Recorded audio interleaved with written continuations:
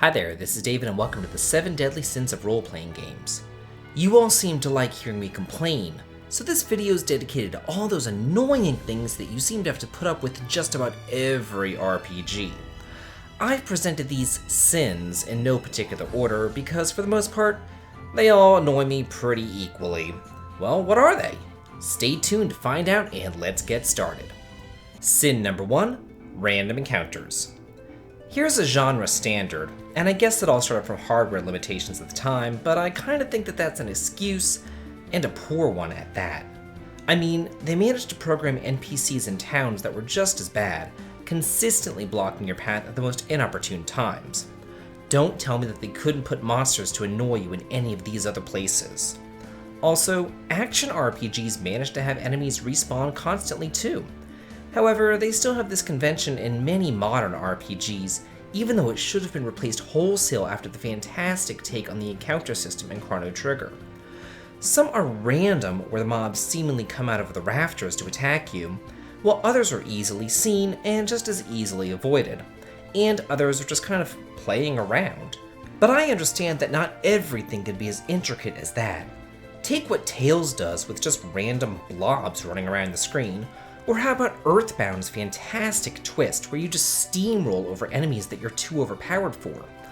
Or if developers are really strapped for cash and ideas, just do this. How hard is that? Sin number 2, random dungeons. But please don't do this. Man, talk about a series that went from great dungeons to horrible dungeons at the drop of a hat. I hate random dungeons. This fad needs to die a horrible death. Unlike our first sin, which allegedly originated from hardware limitations, random dungeons emerged as hardware got more powerful, and developers experimented with existing IPs and created new ones specifically designed around the sin in the late 90s and early 2000s.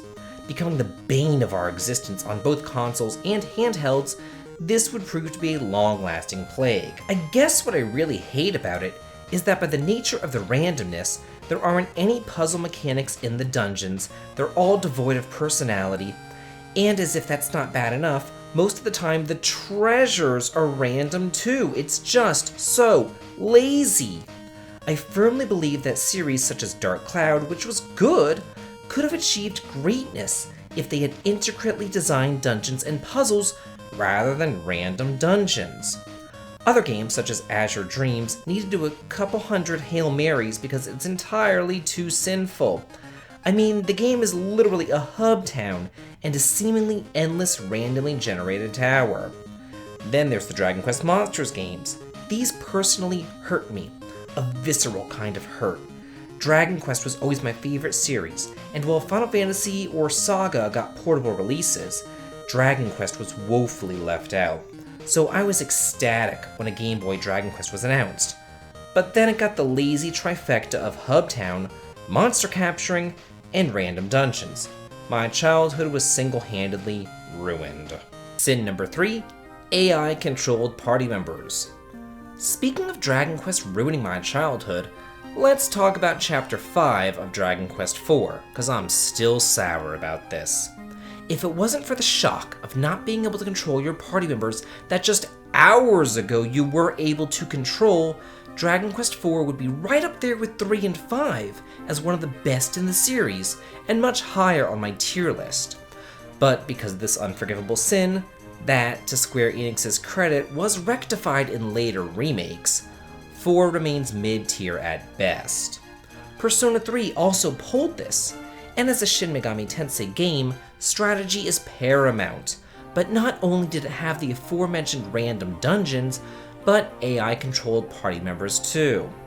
However, as a PlayStation 2 game, their intelligence is exponentially better than anything offered on the NES, especially Christo's brain-dead ass casting beat over and over again. Why is it that developers insist on artificially inflating the difficulty of their games by taking control away from the player? As a real screw you, how about a game that lets you control your guys, but then doesn't let you target your enemies or allies? Yeah, some brain trust thought that was a great idea and we got 4 Heroes of Light. Then there's Silver. They give you control of your party in theory, but in practice it's far too cumbersome to really do anything useful with them because of the horrible controls. This is the rare case where you actually do want AI-controlled party members.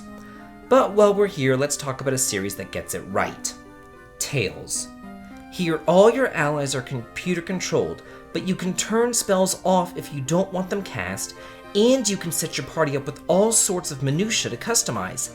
Take note, developers, this is how you do it. Sin number 4, mandatory minigames. This is quite possibly the worst of the bunch. I pretty much hate minigames in general, especially if there's nothing to be gained from them, let alone when they're mandatory to progress.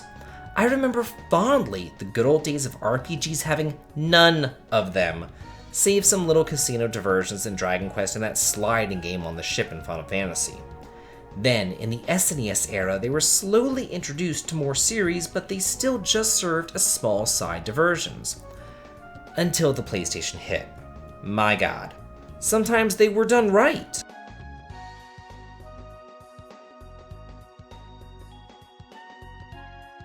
Other times, not so much. But all these are optional, so if they suck, you can just skip them. I have no problem with that. It's the mandatory ones that have sprung forth from the bowels of hell. I would say some of the most egregious examples are found in Breath of Fire 3 and 4. How is a series going to go from almost no minigames in their first 2 entries to an insane amount of them, all mandatory and all completely obnoxious? The icing on the cake was that Bade thing, though. Even using magic to help him, you still have to spend about a half of an hour grinding him up to beat Zig. 4 went so far as to have a mandatory minigame in every single town to progress, as well as minigames attached to some masters.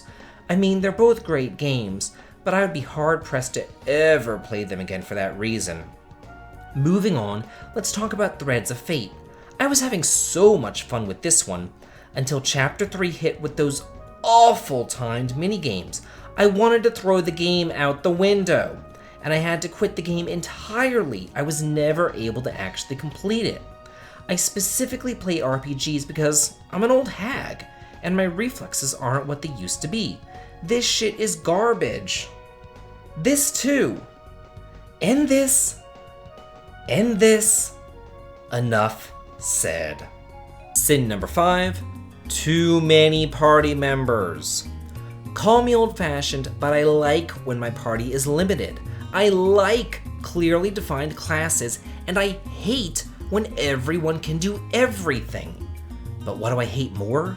When games give you a ton of characters just for the sake of it who serve no purpose whatsoever. But before I rant anymore, let me address the elephant in the room, Suikoden. I like Suikoden. A lot. Mostly because they do the 108 Stars of Destiny so well. About half of them don't participate in combat, and those that do all fight differently, some with mandatory runes, others with copious magic charges, some who are proficient in the back row, and some who can only fight in the front. Then, and this is key, you can have a party of 6, and the leveling system encourages you to use everyone and experiment. Leveling doesn't take forever. Konami was very thoughtful with this series. Some strategy RPGs give you a ton of characters too, but I can understand it there, especially if they utilize permadeath. Tactics Ogre is another one that does it right, allowing you to control up to 12 characters while in battle. What a fantastic game.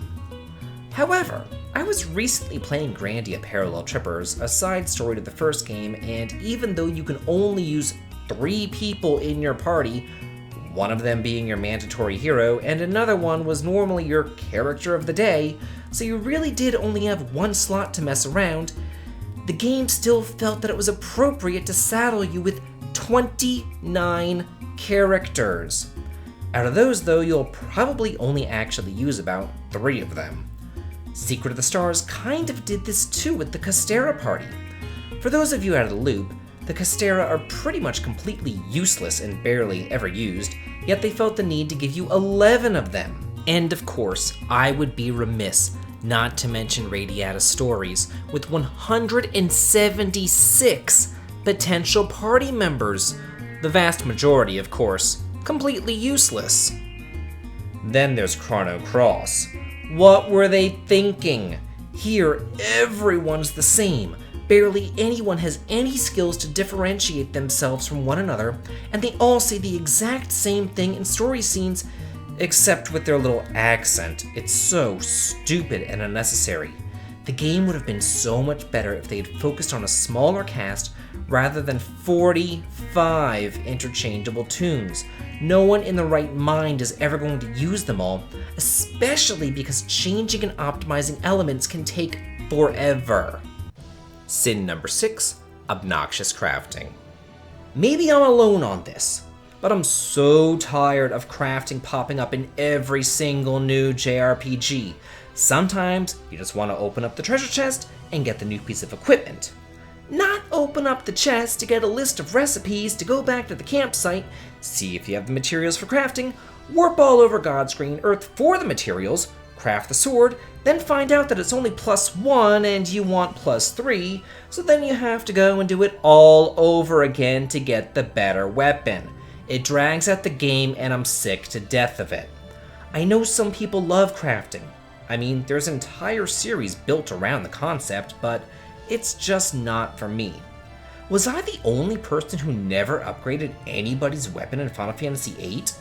The process was just exceedingly annoying for certain characters, and the game was easy enough with just your starter weapons. Final Fantasy IX did this to a certain degree as well with their synthesis shops.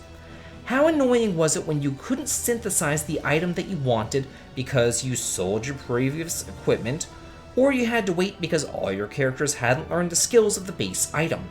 It just didn't work with the skill learning system. The Star Ocean series also deals with this to the nth degree, with crafting aligned to your talents, which range from metalworking to authoring to artistry and even musical talent. And each of those talents had its own associated crafting, which, for the most part, I ignored. Don't get me wrong, I like when developers spend time on their games, making them the best that they can be, but sitting there crafting all sorts of garbage to try to get something halfway decent is just for the birds. And now for sin number 7, terrible translations. There's nothing worse than a fantastic game marred by a horrible translation. Typos I can overlook. It's not that big of a deal to me. I'm talking about games where the translation is so bad you can't even understand the story. Characterization and intricate storytelling is one big thing that RPGs live and die by, so when you can't understand it, that's a problem.